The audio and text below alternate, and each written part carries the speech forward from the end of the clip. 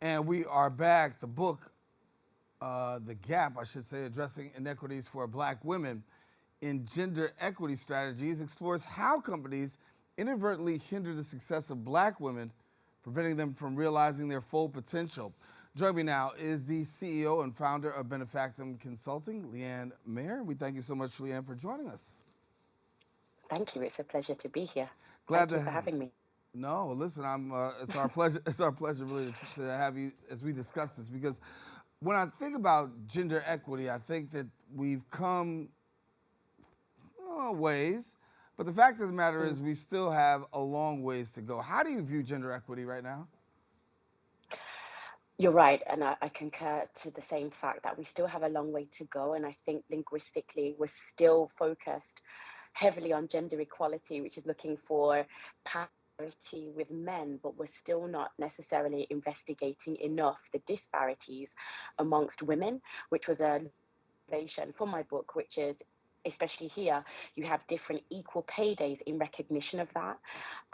So while we are making progress, there's still a lot of research that still says we have an inordinately long way to go, but I am still hopeful with the work that I do and also with writing this book that we can still continue to make significant change in the course of the next 3 to 5 years. Well, I'll tell you if you don't know, I didn't mention the intro. She does have a book, Closing the Gap: How to Include Black Women in Gender Equity Strategy, released in the UK. But when we talk about the fact that what goes on in the UK is mirrored right here in the United States, there's no difference there when it comes to gender equity. Talk to me about how it's the same everywhere. It is completely the same everywhere. And I think the nuance is the willingness to engage with the topic is the difference. And also to add, the release was in the US was on the 30th of January this year. The topic is really, when I say evergreen, it's the same challenges that we're facing. I would say the difference in progress is that in the US, there's an openness to engage in the topic. In the UK, you're seeing that same thing. But as we move throughout different regions in Europe, there's definitely a reluctance to really engage in specificity, both organizationally and also from a societal perspective, and even talking about the topic, as in broaching gender equity very specifically and how we can flatten the hierarchy amongst women. And this is a theme everywhere. And this is why we're seeing a lot more organizations focusing, especially within the European space and the UK space, focusing on Black women, because we are unfortunately an overlooked demographic. But from an organizational perspective, a lot of organizations feel as though they don't want to engage with this topic. Sometimes it's deliberate, sometimes it's unintentional, but it still leads to the same output and outcome, which is not creating a culture and an environment that allows Black women to thrive in the ways that they should. When we talk about not broaching the topic. Obviously, we know that there's that's a large faction of people who don't want to broach the topic. But let's broach the topic. Mm. How do we get to making these addressing some of the systemic stuff that we actually see from a grassroots level? What can we do? And that's, where I started in my book was context. And a lot of the time we jump into the problem without necessarily spending a little bit more time around the context. What is the context of corporate culture? How did this construction come about? And in many cases, yes, there are intentional situations or intentional unintentional things that happen. But when we look at pay gaps were an intentional mechanism, because one of the main women were not openly welcome within the workforce. It was a matter of need as opposed to want. And one of the topics in my book, the chapter is called, Women Positioned as an Intruder. And I think we need to start there. We need to recognize and acknowledge that this hasn't been an accidental construction. Corporates don't accidentally work this way, but it was a very deliberate construction. So once we understand that bit, we can start to say we recognize the problem, we recognize how it's embedded. Now let's take the next step and say, how can we unpack it, unpick it, and start to build solutions and frameworks and methodologies to really get to tackling not just the symptom, but also the root issue. Yeah. I want to talk a little bit about the key takeaways that you have in your book. For those who don't know, we're talking about the book Closing the Gap. And give us a little bit about your takeaways. The one thing I want everyone who reads the book to take away is primarily there is something that you can do. And there is a lot more that organizations can do, but it's don't. And the reason I wrote this book is don't ask Black women to be the solutions of their own problems. You know, Black women are the most qualified in the US. Black women are, outperforming also in the European and UK space. Um, but the question is always, what do you need? What can you do to help us better understand? And I'm hoping that the book gives a lot of my readers the insights into understanding, look, these are the things you can find out on your own. This is the part of your now take that to ask considered questions, take that to take action. Um, but don't rely on Black women as your source of information to help educate you. And I think that's the main takeaway. The information is there. Make use of it, engage with it, but really start on your own, personal journey, especially when you're in a position of leadership, in a position of influence within an organization. But also that it highlights some of the, I'm going to call them blind spots, things that are touted that they do work and help you, such as mentorship, but that they engage with some of the nuances as to why that doesn't necessarily always work the way it should for Black women if you don't necessarily understand what racial inequity is. So those would be my main takeaway. Yeah. It's there, it's accessible, and oh, sorry. No, no, no. I didn't mean to cut you off, but I want to get your perspective on this because we talk a lot in the workplace, and there's two words that we use.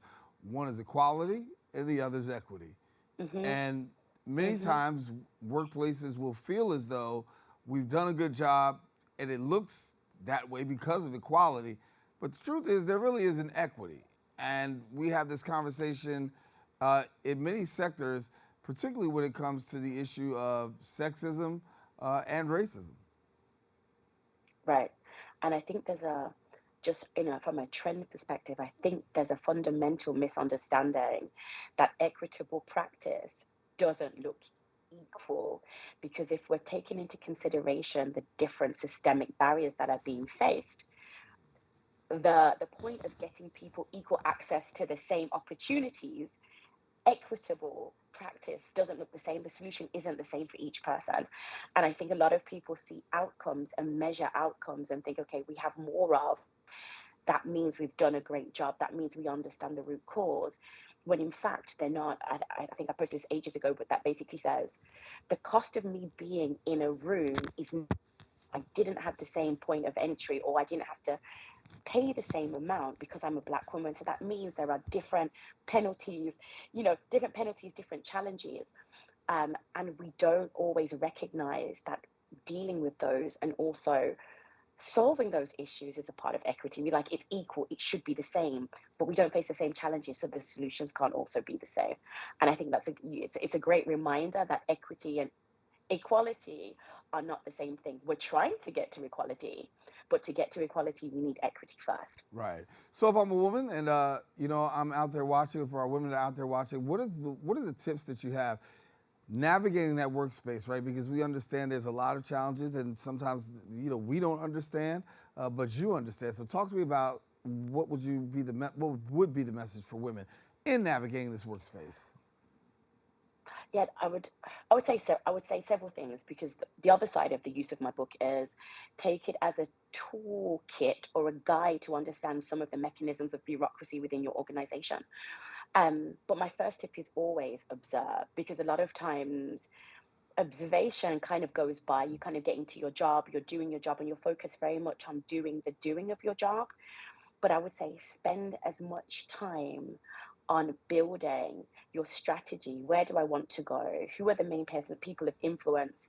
A strategy for a lot of women feels like a dirty word, but it's not, in the sense of be very clear as to how you want to get there, and be very intentional as to how you see relationships, because that can also help you navigate the workplace. I've made the same mistake. I didn't observe enough. I jumped in feet first. And that cost me or two, because I wasn't aware of the dynamics within the team. I wasn't aware of not just power dynamics, but also alliances. I shouldn't say it like this to reduce it, but the workplace is very much like being at school, you still have to be aware of the cliques, the influencers, and the people who have the possibility to influence your career both positively and negatively. Yeah. What about finding your voice? Because that's key in this whole thing. You got to find your voice. So, how do I go about finding my voice while navigating the workspace when I know that this exists? Yeah. The finding the voice part is really interesting. And I think it comes back down to what is your chief communication style? So I am extroverted, so I prefer to speak. Right, okay, I've written a book, but I prefer to speak, I prefer to make videos.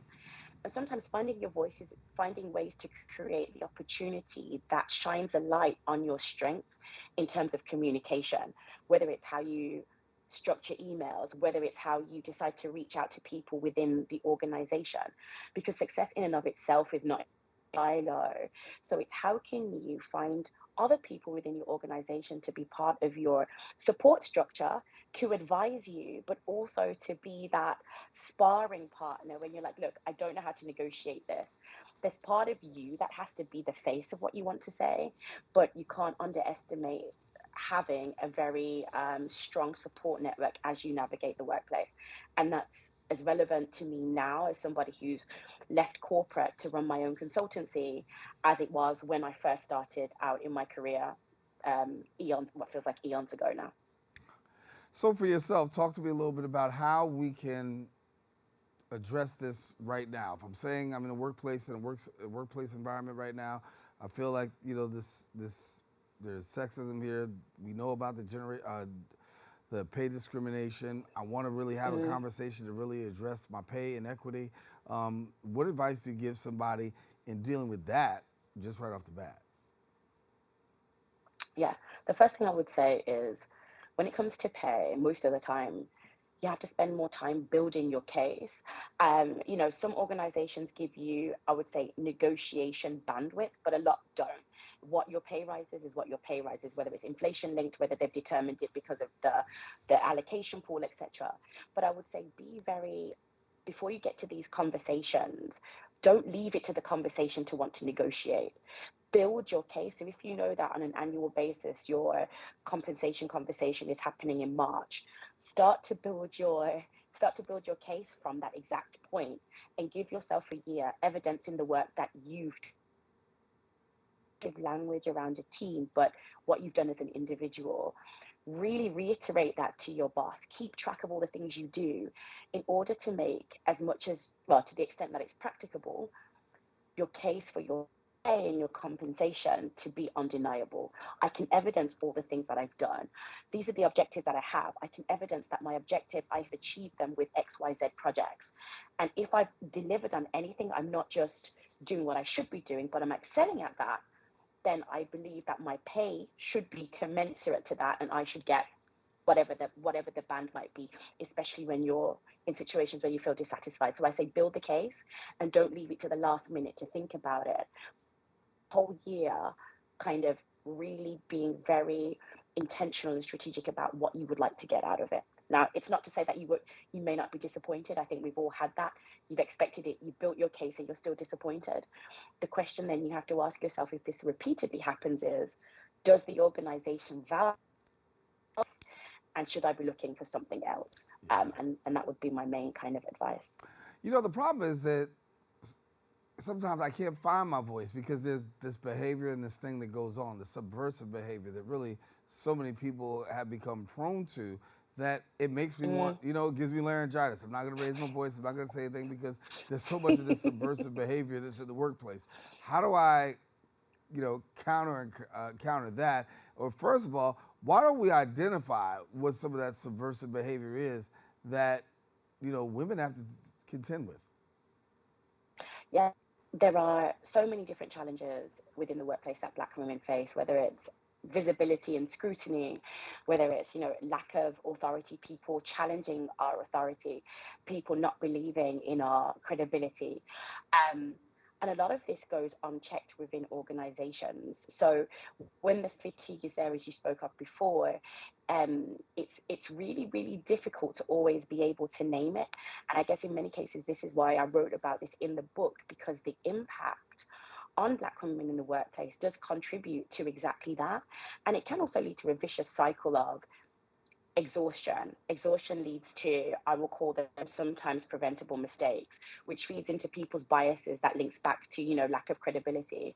And I think the reason why it's so important to isolate and highlight these subversive behaviors, because they can also be poo-pooed, as it were, as not being important. It's not that much, when actually the impact and the fallout of it is very, very significant, individual, therefore also significant on the damage or the negative impact on the organizations.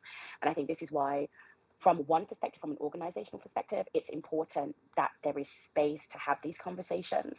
But from an individual perspective, it's also creating that space of, and I know it sounds trite, self-care, really taking the time to pour into yourself, taking distance from work, because it has a negative impact, not just in that particular job, but going forward, and how you see other organizations, how you even view your career path.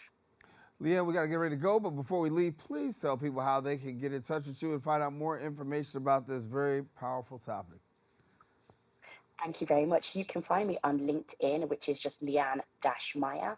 You can find me on Instagram, which is at LeanneMM, and my website is www.leannemair.com. All righty. And where can we get the book?